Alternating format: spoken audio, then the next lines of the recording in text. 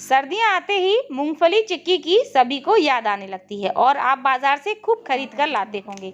तो आज मैं घर पर ही झटपट से मूंगफली चिक्की बनाना बताऊंगी सारे टिप्स एंड ट्रिक के साथ, जिससे आपकी चिक्की एकदम क्रिस्पी क्रंची बनेगी। बहुत से लोगों की जो चिक्की होती है ना, एकदम नरम पड़ जाती है और एकदम च्युइंगम की तरह खिंचने लगती है, तो वो चीज़ आपकी बिल्कुल भी नहीं होगी। मैं आपको कुछ सीक्रेट टिप्स बताऊंगी जिनको आपको फॉलो करना है और आपकी चिक्की बनेगी बिल्कुल मार्केट जैसी क्रिस्पी। तो आइए देखते हैं। सबसे पहले हमने यहाँ पर एक कढ़ाई रखी है, आप नॉन स्टिक या एल्यूमिनियम की कोई भी ले सकते हैं। यहाँ पर मैंने लिए हैं 2 कप मूंगफली के दाने, ये कच्चे दाने हैं। तो सबसे पहले इन मूंगफली के दानों को हम भूनेंगे। अब भूनते हुए मैं आपको कुछ बातें बताना चाहती हूँ। अगर आपके पास भुनी हुई मूंगफली रखी है तो आप डायरेक्टली भुने हुए दाने ले लीजिएगा, तो आपका ये समय बच जाएगा, यानी कि आपको मूंगफली को भूनना नहीं पड़ेगा। हम भूनते क्यों हैं? सबसे पहला रीज़न ये है, इसका जो छिलका होता है, जब तक कच्ची मूंगफली रहेगी ना, इसका छिलका आप छीलेंगे तो नहीं निकलेगा, वो इतनी तेज़ी से चिपका रहता है। भूनने से इसका छिलका उतर जाता है। दूसरी चीज़, इसका टेस्ट भी अच्छा हो जाता है, यानी कि इन दानों में एक सौंधापन आ जाता है जो कि चिक्की में बहुत ज़रूरी है। तो चलिए इसको हम 4-5 मिनट तक लो फ्लेम पर भून लेते हैं। छिलका तो आप इसको थोड़ा ही भूनेंगे ना, 1 मिनट तक, तब भी उतरना शुरू हो जाएगा। लेकिन आप कम से कम 4-5 मिनट तक भूनिए, क्योंकि मूंगफली के दाने रोस्ट भी हो जाने चाहिए ना, टेस्ट भी अच्छा चाहिए हमें। तो आप देख सकते हैं हल्का सा इनका कलर चेंज हुआ है और हम इसका छिलका उतार रहे हैं तो कितने आसानी से उतर रहा है।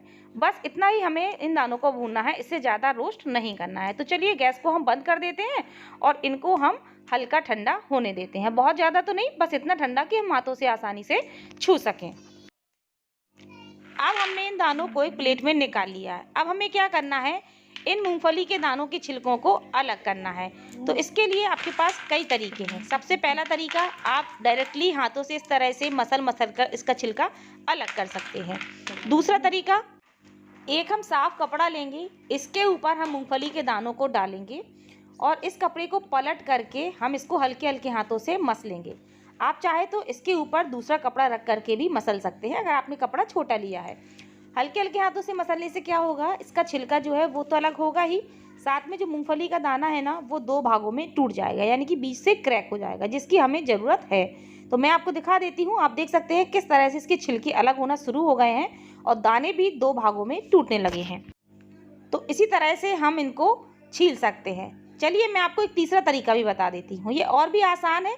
इकट्ठे एक मुट्ठी भर करके मूंगफली के दाने लीजिए, इसको हथेली में रखिए और दूसरी हथेली से हल्का सा रब कर दीजिए।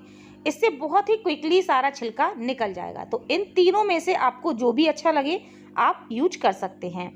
तो इसी तरह से हमने सभी दानों के छिलके देखिए अलग कर लिए हैं। अब बारी आती है इनके छिलकों को अलग कैसे किया जाए मूंगफली से।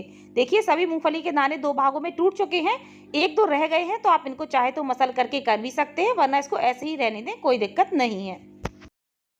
अब इसका छिलका निकालने के लिए हम अपनाएंगे अपनी दादी नानी वाला तरीका। बहुत ही आसान सा तरीका है। हमारी दादी नानी इस तरह से प्लेट या थाली में किसी भी चीज़ का छिलका निकालना होता था तो उसको रख लेती थी और हल्के हल्के हाथों से इसको उछालती थी। इससे जो हल्का पार्ट है, यानी कि इसके छिलके हैं ना, वो बाहर आ जाते थे आगे की तरफ और इसको निकाल देती थी। हमारे बुंदेलखंडी भाषा में इसको फटकना कहा जाता है, यानी कि आज भी मम्मी कहती हैं कि चलो मैं इसको फटक देती हूँ, ठीक है। तो आप जो भी कहते हो मुझे नहीं पता। तो इसी तरह से आप देख सकते हैं मैं प्लेट को हल्का हल्का ऊपर नीचे कर रही हूँ और सारे इसके दाने बाहर की तरफ आ रहे हैं, तो इसको हम अलग करते जाएंगे। एक तरीका दूसरा है, वो ये है, इस तरह का अगर आपके पास स्पैचुला है ना, तो इससे आप मूंगफली के दानों को जब छानेंगे तो दाने दाने ऊपर रह जाएंगे और छिलके छिलके नीचे आ जाएंगे। तो इस तरह से भी आप छिलकों को अलग कर सकती हैं। तो आप देख सकते हैं मैंने सारे छिलके निकाल लिए हैं। थोड़े बहुत इसमें जॉइंट है छिलके, तो आप चाहे तो इनको हाथों से मसल करके अलग भी कर सकते हैं, बट फिलहाल मैं नहीं करने वाली, क्योंकि चिक्की हमारी डार्क ब्राउन कलर की होती है तो उसमें नज़र नहीं आएंगे और कोई फर्क नहीं पड़ता इसके छिलकों से। अब यहाँ पर मैंने ली है एक प्लास्टिक शीट, तो आप प्लास्टिक शीट या बटर पेपर कुछ भी ले लीजिएगा और इसमें हम क्या करेंगे, 1 चम्मच घी से ग्रीसिंग कर देंगे। इतना काम आपको पहले से करके रखना है, क्योंकि बाद में जब हम चिक्की बनाते हैं ना तो उस समय हमें बिल्कुल भी टाइम नहीं लगता है। तो इतना काम आप कर लीजिएगा। साथ में बगल में आप रोटी बेलने वाला बेलन रख लीजिएगा और एक छोटी सी चम्मच भी रख लीजिएगा। मैं इसलिए बता रही हूँ कि बाद में आपको बिल्कुल टाइम नहीं मिलेगा, तो मैं भी इतनी प्रिपरेशन करके रखने वाली हूँ। तो इसके ऊपर मैंने एक प्लास्टिक शीट और ले ली है और इसको भी हम लगा देते हैं। ये इसलिए लगाया है कि जो हमने घी लगाया था ना वो दोनों ही तरफ सीटों में लग जाएगा, तो हमें दूसरे में लगाने की ज़रूरत नहीं है। तो इतना काम करके रख लीजिए। अब चलते हैं हम गैस की तरफ। यहाँ पर हमने फिर से वही कढ़ाई ले ली है। अब हम इसमें डालेंगे 2 छोटी चम्मच पानी। पानी डालने से क्या होगा, जो गुड़ है ना वो कढ़ाई में चिपकेगा नहीं और बहुत ही जल्दी मेल्ट हो जाएगा। अब मैंने यहाँ पर लिया है 2 कप गुड़। 2 कप हमने मूंगफली के दाने लिए थे, तो उसी कप से मैंने नाप करके 2 कप गुड़ ले लिया है। अब यहाँ पर ज़रूरी बात, चिक्की के लिए आपको बटी वाले गुड़ की ज़रूरत होगी। मैं स्क्रीन पर आपको दिखा देती हूँ कि गुड़ की कई वैरायटी आती हैं, लेकिन जो बटी वाला गुड़ होता है ना वो ये होता है। छोटी छोटी सी बटी होती हैं इसमें। तो ये जो गुड़ है ना ये काफ़ी अच्छा होता है चिक्की के लिए, ठीक है। इससे क्रिस्पी चिक्की बनती है और वैसी खिंची खिंची सी नहीं रहती है कि मुँह में बिल्कुल च्युइंगम की तरह खिंचे।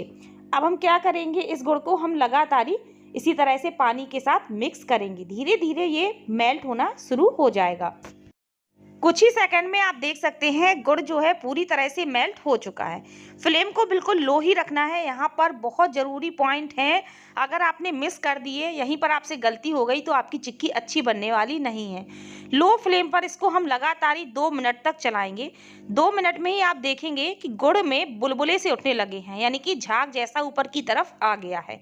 ये आप देख सकते हैं 2 मिनट बाद कुछ ऊपर की तरफ उठने लगा है गुड़। बस जैसी ऐसी स्टेज आ जाए ना तब हमें बिल्कुल अलर्ट हो जाना होगा, यानी कि हमें कुछ चीज़ें ध्यान रखनी होंगी। क्या ध्यान रखना है, चलिए देखते हैं। जब ऐसी स्टेज आ जाए तो आप एक कटोरी में पहले से पानी भर के रखिएगा, उसमें आप थोड़ी सी गुड़ के इस लिक्विड को मिलाइएगा, ठीक है। थोड़ी सा रेस्ट दीजिए, बिल्कुल कुछ सेकंड का, ताकि ये ठंडा हो जाए।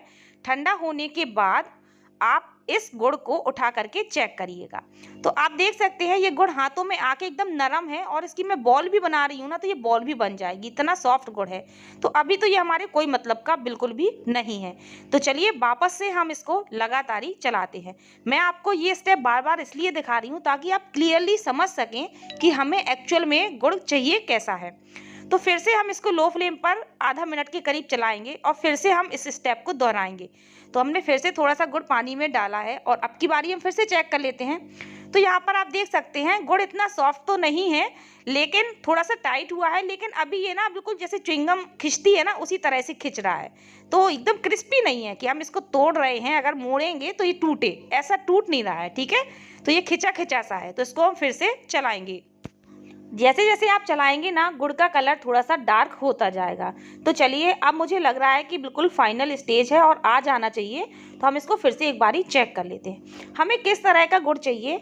हम जब इसको उठा करके तोड़ने की कोशिश करें ना ये एकदम टूट जाए, एकदम क्रिस्पी हो जाए और टूट जाए। अगर आप सुनेंगे ना तो एक धीमी सी आवाज़ भी आएगी, जैसे कोई क्रिस्पी चीज़ तोड़ते हैं ना तो टूटने की आवाज़ आती है, बस उसी तरह से हमें ये चाहिए। तो ये देखिए इसका जो तार है ना मैं इसको तोड़ रही हूँ तो किस तरह से ये टूट गया, यानी कि खिंच नहीं रहा है बिल्कुल। जैसी ऐसी स्टेज आ जाए ना तुरंत गैस को बंद कर दीजिए, वरना बिल्कुल भी टाइम नहीं लगता, गुड़ और भी ज़्यादा हार्ड हो जाता है। अब हम इसमें डालेंगे 2 छोटी चम्मच देसी घी। वैसे तो घी डालना बिल्कुल ऑप्शनल है, लेकिन अगर आपको बिल्कुल बाजार जैसी चमकदार चिक्की चाहिए ना तो आप इसमें थोड़ा सा घी डाल दीजिए बिल्कुल आखिरी में, तभी बढ़िया चिक्की में शाइनिंग यानी कि चमक आएगी। इतनी प्यारी सी चमक आएगी ना, अभी आप देखेंगे। पहले अगर आप घी डालते हैं तो कोई मतलब नहीं है, बिल्कुल आखिरी में डालें। अब हम क्या करेंगे, इन दानों को लगातार इसी तरह से मिक्स करेंगे। बहुत देर तक मिक्स नहीं करना है, बस इतना करना है कि अच्छे से गुड़ में मिक्स हो जाए। तो आप देख सकते हैं ये अच्छे से गुड़ में मिक्स हो गए हैं। तो बिना देरी करे हम तुरंत ही इसको फैलाना शुरू कर देंगे, क्योंकि ये बहुत जल्दी सेट होने लगता है। तो यहाँ पर हमने जो प्लास्टिक शीट रखी हुई थी ना घी से ग्रीसिंग करके, तो इसका हमने ऊपर का हिस्सा अलग कर लिया है और बस इसको हम फटाफट से शीट में डाल देते हैं। और अब हम एक छोटी सी चम्मच ले लेंगे और इससे फैलाएंगे। तो अभी आप देख सकते हैं चम्मच में कितना चिपक रहा है, तो हमें चम्मच में थोड़ा सा घी लगाना होगा। तो चलिए फिलहाल मैं दूसरी चम्मच में घी लगा लेती हूँ, फिर करती हूँ। तो अब हम दूसरी चम्मच से इसको अच्छे से हल्का हल्का सा फैला लेते हैं। तो देखिए बिल्कुल नहीं चिपका आपकी बार। तो दूसरी शीट थी ना जो, हम इसको रखेंगे और हल्के हल्के से बेलन को चलाएंगे ताकि ये इवनली सभी जगह एक सी हो जाए। ऊपर कहीं मोटी कहीं कम मोटी ऐसी ना रहे, मतलब तो एक सी हो जाएगी। तो इसको हम बेल लेते हैं। बेलने के बाद इस शीट को हम निकाल लेंगे।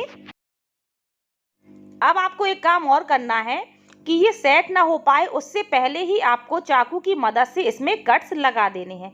तो अभी ये बिल्कुल नहीं जमी है, मैं पहले से ही इसमें कट्स लगा देती हूँ ताकि हम जब इसके बाद में पीसेस करेंगे ना तो हमारे बहुत अच्छे से पीस निकल के तैयार हों। अगर आप ये काम नहीं करते हैं तो आपको इसको तोड़ना पड़ेगा, तो एक से शेप के पीस नहीं आएंगे, कुछ छोटे कुछ बड़े इस तरह से हो जाएंगे।